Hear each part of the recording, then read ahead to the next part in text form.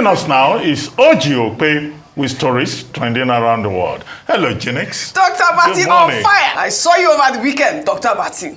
I saw you doing sashay. What You know me now. I'm Bebo, what they call me? Bebo, how do you call it? That is my main job. I saw you enjoying yourself over the weekend. I did not get an invitation, and your beautiful wife looked so lovely. Okay. You know what I'm talking about? I didn't see you at the party. No. It's the Bebo that I used to see it. Good morning, our favorite Nigerian wife. Good morning, how are you? My impactful woman. Oh, thank you. Tonight. Tonight we're going to have fun, Dr. But I hope you'll be there. And you too, Vimbai, you've been doing excellent. I hope that you'll be there tonight and have fun. Good morning, Rufi on fire. Archie. Perfect. Arise News is honoring, women, powerful women making impact tonight. Yes, powerful women making impact tonight at the Eco Hotel and Suites.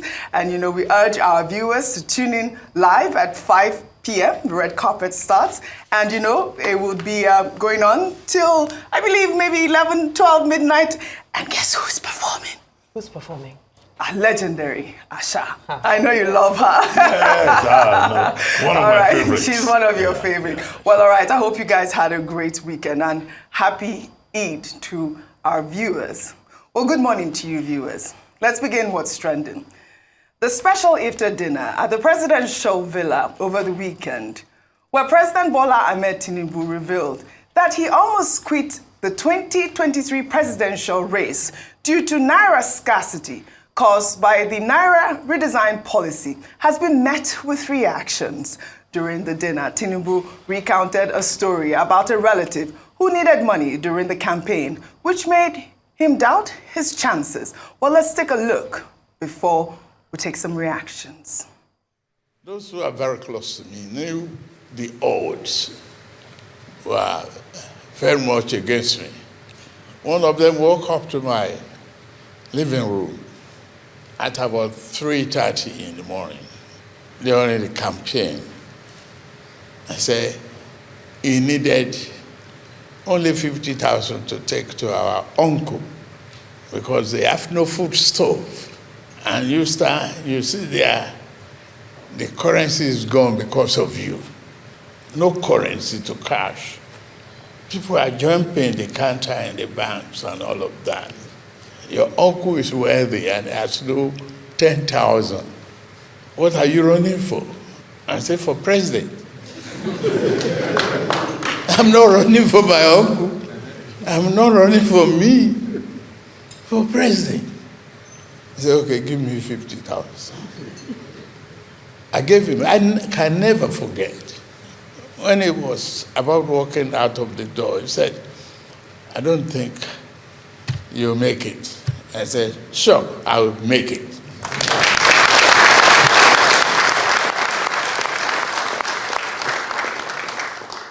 I said, you come to me when I make it. You ask me for a job. I won't give you. He left. I almost dropped the idea of running. I've continued the race. All right. Over the weekend, that was the clip that went viral, trending. Obviously, President Bola Ahmed Tinubu had a really tough time during the campaigns. Like he mentioned, there was the naira redesign policy would stifle the cash. And I'll take this tweet from Olawale, who wrote, the naira redesign policy, it was designed to frustrate Tinubu and to sway the election in favor of his corner opponents so that Emefiele can get away with his loot. I wonder what that is. I was surprised Buhari didn't see through it until his party lost Katsina, that is his home state, Kaduna, where he resides, and Kano. Emefiele tried Gan. Obviously, that was the conversation. Remember at the time where, he was CBN governor and, he had said that Buhari approved that redesign policy. But obviously, it really, really stifled President Tinubu's election at the time. Okay. I want to think that the president was speaking in jest because he was truly determined to be president of Nigeria. And that was when he said, Emilokon. Emilokon, yes. And he and his campaign managers and strategists, they walked through that process and he eventually won. So that speaks to courage. It speaks to determination. It seems to preparedness.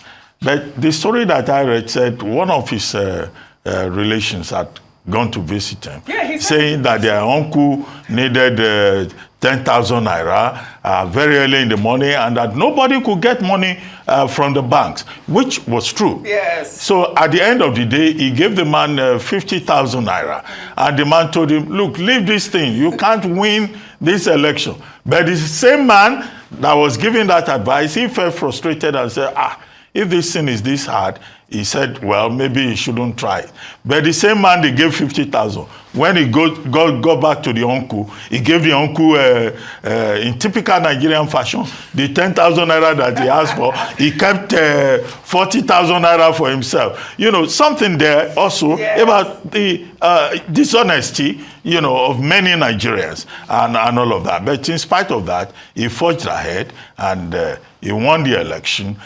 In politics, there will be many odds, but the man with the best strategy wins. So now that he's there, what Nigerians are asking him to do is to do what is right by Nigerians. He says he has taken hard decisions, difficult decisions, but that at the end of the day, Nigerians would thank him for those difficult decisions he has taken, either with Forex or with, fuel subsidy. Nigerians are waiting for the time when we start enjoying. We want to enjoy before 2027. Yes. And that is our only request to President Tinubu. He's there. Yeah, he has succeeded against all the odds. So that will be remembered. Right. But let us also enjoy out of it. Yes, I thought I heard him during the Iftar dinner on Sunday saying that things are improving now. I heard that soundbite, and obviously a lot of Nigerians will disagree with him because I went to the mall yesterday. I know how much I spent. The price has not reduced. Well, over the weekend, before I come to you, politicians and well-meaning Nigerians paid tribute to President Bola Ahmed Tinubu as he marked his 73rd birthday.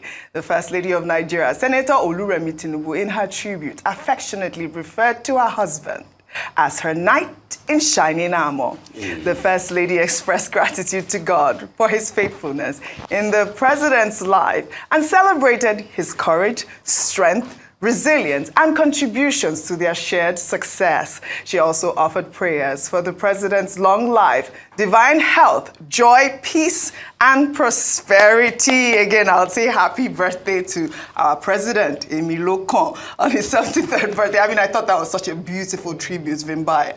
I think it's always refreshing to see sort of the human side too. We get very involved with the politics and the governance and, the heavy lifting. And it's easy to sometimes forget that these are human beings too, who also have families and loved ones. There were several messages that came out that day. I know the message of one of the former speakers, spokespeople, to the presidency is one that got a lot of attention from Ajirin Gelali, who was referring to him as his daddy, my daddy, my father, my daddy, But all in all, it's just about that human touch, that human angle. And I think it's nice also to get to see the president speaking more and more. I wish we saw more of him outside of these special occasions, because I think it's he's a good communicator. He's like Dr. Abati has referred to. He speaks in jest now and again. He's quite a light-hearted orator. So I think I wish in the next few years or next few months we could see a little bit more of him. Absolutely.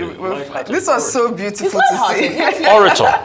Yeah, he's light-hearted orator. An orator is somebody who speaks. Yes, I think that he speaks very well. Because that was one of the issues we had during the campaigns, because people were always saying, we want to hear more from you than, let's dance. Remember, his campaign in Kano, was it in Kano? But before I come to you, Rufai, President Bola Ahmed Tinubu, during an Iftar dinner led by the Minister of the Federal Capital Territory, Nyesom Wike, narrated how he jokingly threatened to sack Wike if his policies in Abuja did not favor the All Progressives Congress. Tinubu commended Wike's efforts in restoring abandoned projects and improving healthcare facilities in the FCT, highlighting that Wike's appointment as the first Southerner to hold the position since 1999 reflects the country's diversity. The president recounted a conversation in which Wike requested the FCT administration's exclusion from the Treasury single account to enhance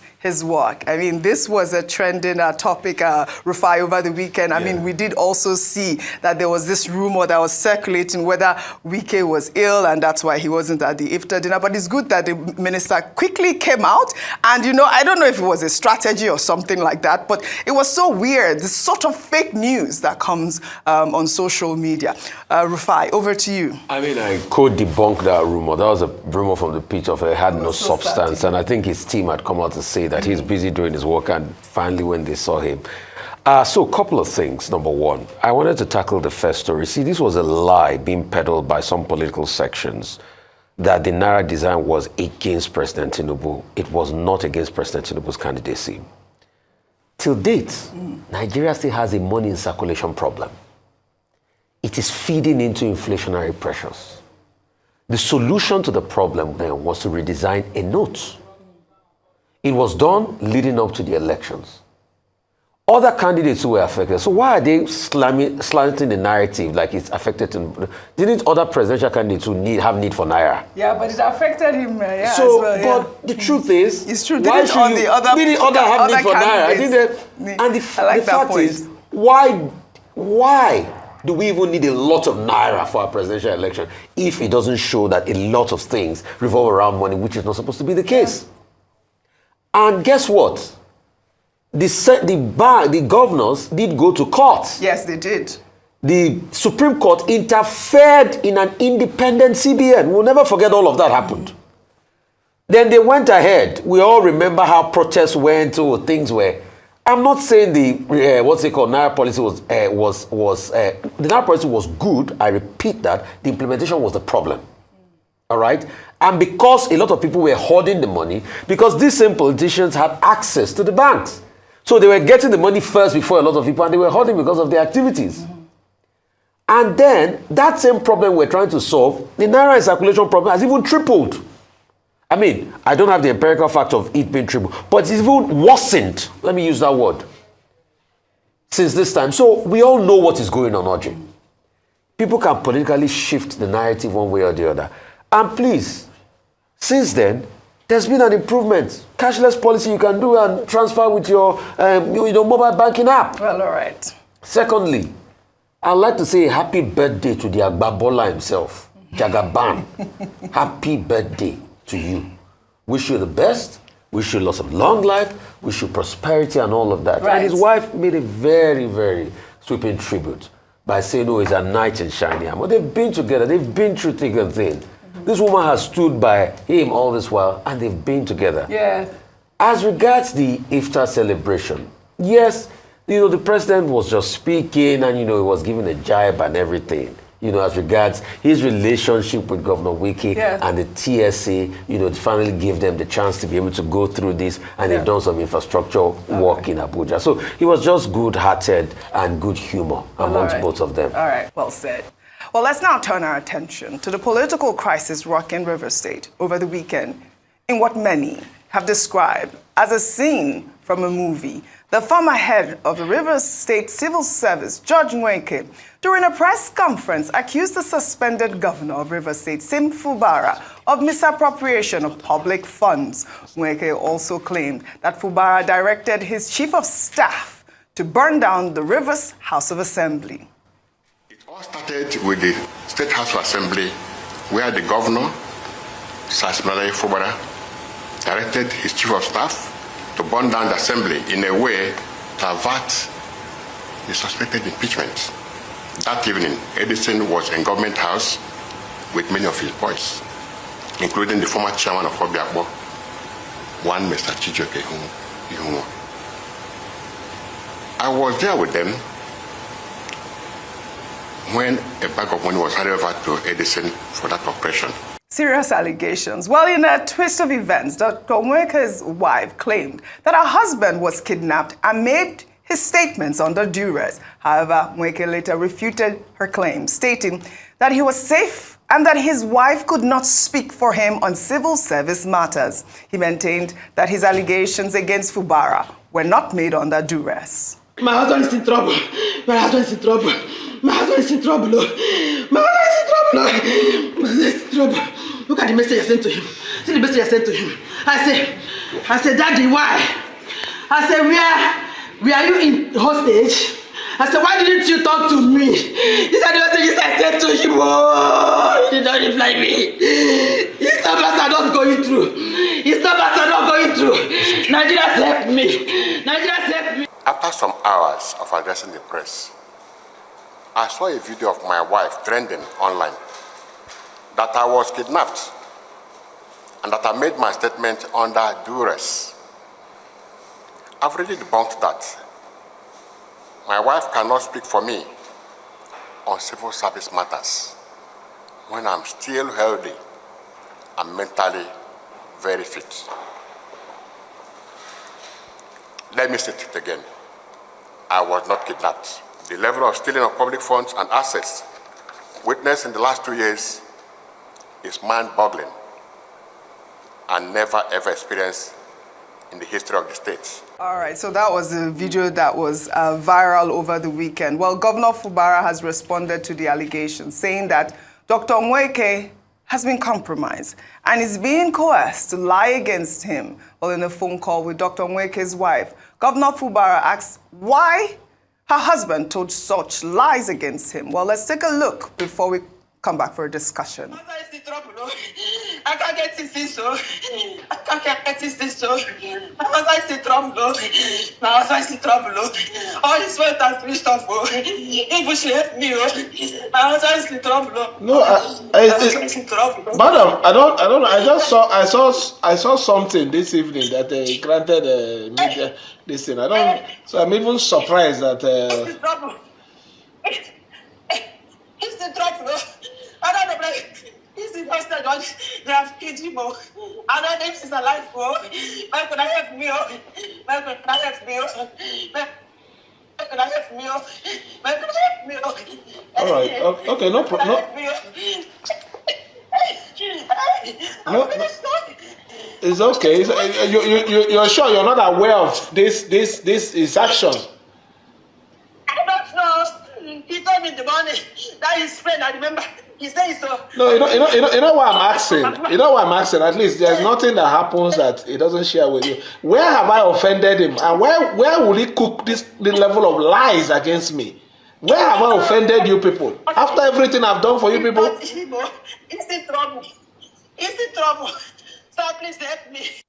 Dr. Bati, serious allegations here. I'd like for you to unpack all of it. I mean, Nweke has stated that he will provide evidence of the misappropriation of funds to security agencies. He's maintaining his stance that Governor Fubara has misappropriated public funds. Well, I once described the situation in River State analogous to what Professor wrote in his book.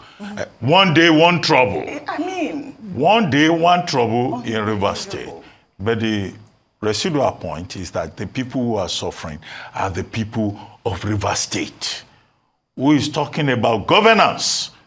Even the sole administrator that has been appointed, contrary to the Constitution, as we have argued, is there thinking of how to rebuild the State House of Assembly. Okay? Civil servants are saying they've not been given money. So River State is on hold. And then in the midst of all of this, what we are hearing is he said, she said, I said, another. I think what is happening in River State is most unfortunate. Dr. Nweke, who was the head of service, has said he will provide evidence. Let him provide that evidence, because he has provided a lot of, he has made a lot of allegations. As for the matter between him and his wife, I don't think any serious-minded person should get involved in that. No, don't. If he doesn't know how to run his house, if there is discord between him and his wife, if there is a terrible communication flow between him and his wife, that is their problem, their family problem. But Governor Fubara also has an obligation, as he has done, to say that, look, all the allegations against him are untrue.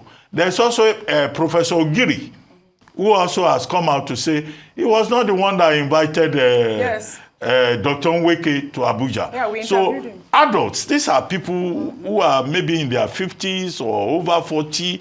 You know, the wife doesn't know where you are. You too, you say you did not, nobody kidnapped you.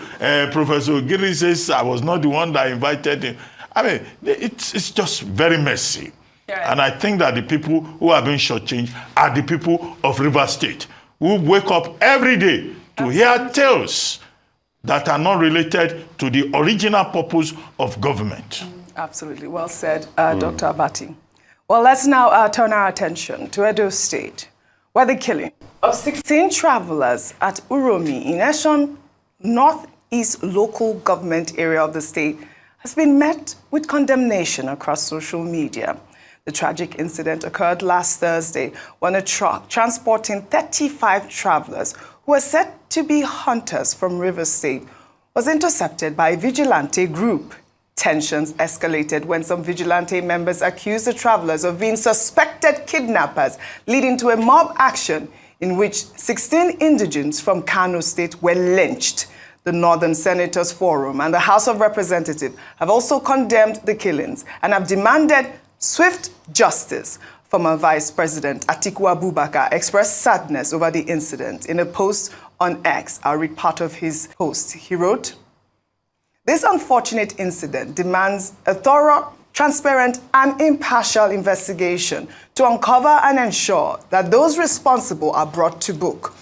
The protection of innocent lives must remain paramount, and I urge the authorities to act swiftly and decisively to prevent a reoccurrence of jungle justice. Justice must not only be done, but must be seen to be done to restore public confidence in our security institutions." Vimbai. Oh, did you want to take this? I really want to take Okay, go ahead. Go ahead. I really want to take it because I've traveled most parts of Eastern land. I've gone through Auchi, down to Uromi, down to Iroa, up to Obiaja, up to Ikeke, up to Iboha. You know, I've gone most of those places. And I can tell you, 4 years ago, when I went there, I had just traveled there with a driver. Today, I can't try it again. It has to be with security escort. That's to show you how things have become deplorable as regards security. All of those areas, up to Keke, I still got a message of some people kidnapped today. They have been calling on the security forces to bring about sanity to that area based on the kidnap. Nothing has happened. Up to Uromi, and it goes. And you see, there are a lot of famous Nigerians that come from that area. Uromi, for instance, is where the great man himself is from, Enauro. But the insecurity is so much. Yeah. People are killed in their farms. There's people, economic activities hurt because of that. And these people have been crying for a while. So coming back to the issue, I condemn in its entirety that killing. You have no right to stop people on the road, extrajudicial killing. You suspect they're kidnappers because they had dingoes with them, and you go ahead and there's a mob action and they're killed. No, they must go through the legal process. They must go through the state process. They must go through the police. So all of those that have done that, I totally condemn them. And please, we'll also call on those calling for reprisals, please. An eye for an eye will make the whole world blind. We beg for the peace and security of this country. We should not do that. It should be investigated. But the police authorities too should solve the problem of the insecurity in this area. That's the main point. It's getting way too much. It looks as though the people have been totally abandoned. I've traveled that road too many times. It's just a narrow road, like this. And the hurt that goes on there, people being picked up from their farms, people being hurt, that's not the way to go. So please, let us make science a because I'm also a witness to this. I remember the incident in Shagamu in I think 97, 98. And I remember the reprisal action. Nigeria should never go back to those days. Right. So please, I beg for calm at this point in time. And I condemn those that perpetrated, and they must be brought to book and be made to face the full wrath of the law. Well said. Over the weekend, we had lawyer Laboros Oshama, who actually urged President Bola Ahmed Tinubu to declare a state of emergency on security in Nigeria, because he says it's not just here, it's across board at this moment. I mean, this was such an unfortunate incident, and it also, brought up the conversation about state police, because everything all results to now a self-help, and that's why we have these vigilante groups. Which brings me to my next story in Osun State, where the state governor, Senator Ademola Adeleke, last Friday inducted 1,150 cadets into the Osun State Security Network Agency, also known as Amotekun Corps. During the passing out parade, Governor Adeleke urged the new Amotekun trainees to be dedicated anti-crime fighters, avoid corruption, and be good ambassadors of the service. He also called for internal reforms and synergy with other security agencies, such as the police and DSS, to ensure a crime-free Osun State. Let's take a look.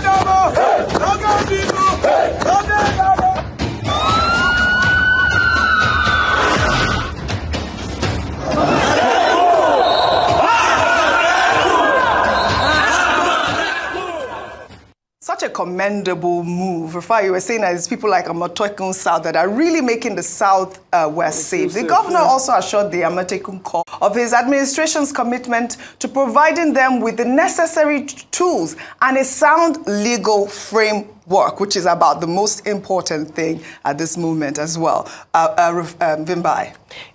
These groups are playing a very pivotal role in this moment. As earlier we had a retired police commissioner who was talking about the understaffing. We all know that the police is understaffed. So these vigilante groups are very important. And when you think of Amotekun, of course, you think of Edo State and the late Governor Akeredolu and the incredible work that Amotekun actually did in Edo State. However, more needs to be done, Oji. Just last week, or was it the week before that, in Ondo State, there were reports of protests. And if you remember, there was a group that actually carried dead bodies to Government House, to the governor's office, to say that this is what has happened to our people. Our people are being slaughtered. So there is a serious security situation on the ground. Absolutely. Now, if we can empower more of these vigilantes while we're waiting for the infrastructure around state policing, for the legislation to pass, then let's go ahead and let's do that. We need to get as creative as possible, but not fall into the risk of ending up with so many groups that are unregistered that will now, we end up with the situation that we saw in Edo State. So it has to be very well regulated, well trained, and of course, a lot of supervision and oversight. Said, I'll say also kudos to Governor Ademola Adeleke. Well, let's take our good news report now, highlighting the remarkable achievements of the Champions of Chess in Slums, the non-governmental organization founded by chess master Tunde Onokoya to help children from underprivileged backgrounds discover and develop a love for chess. The young champions include Ferdinand, a differently abled child living with cerebral palsy, who won the Young Genius Award for his outstanding performance at the 12th Annual Chess and Community Conference held over the weekend in the United States. Well, another champion is Jamiu, who was abandoned by his father as a child and watched his mother die in a homeless shelter. Jamiu emerged as the best player in the chess tournament, earning a gold medal and a $500 scholarship for his inspiring essay and speech on global citizenship. Finally, we have Mary Anivie, Mary, who was forgotten in an IDP camp in Adamawa State, won a silver medal and a $100 prize in the middle school championship.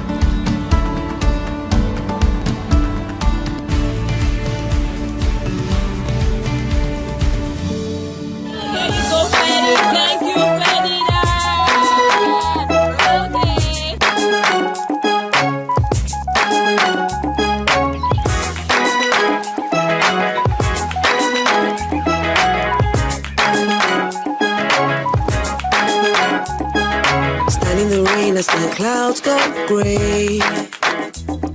The thunder roars and the earth sings. The season's just beginning. The sunlight it hides as the clouds make way. For the pouring of my blessings, I will not be afraid. I see it now, I understand, I know. So I embrace it, dance. In the rain, it's for my seed to grow. For every prayer and every seed I've sown, Lord of the harvest knows I'm reaping back 100-fold. The land is green, it's green, oh, oh. The land is green, it's green. Hey, congratulations. Well, to our viewers, the 12th Annual Chess and Community Conference carried the theme, Future Forward, Game Changers, merging strategic thinking with technology to empower young leaders. Tunde Onokoya shared an emotional reflection of their journeys on X, saying that the youngsters have braved all odds to represent children like them who have been told they are invincible. Congratulations to these youngsters. Tunde is doing amazing, and obviously he won a Young Global Leader Award during the This Day Awards. Well, let's ask for support for Tunde. Chess in slums. Yes, by government and the private sector. Absolutely. Well, I'd love to thank you all for your great analysis, as always, on What's Trend. I hope I see you all tonight. Well, that's all I have for you guys on What's Trending today. I'll see you all tomorrow.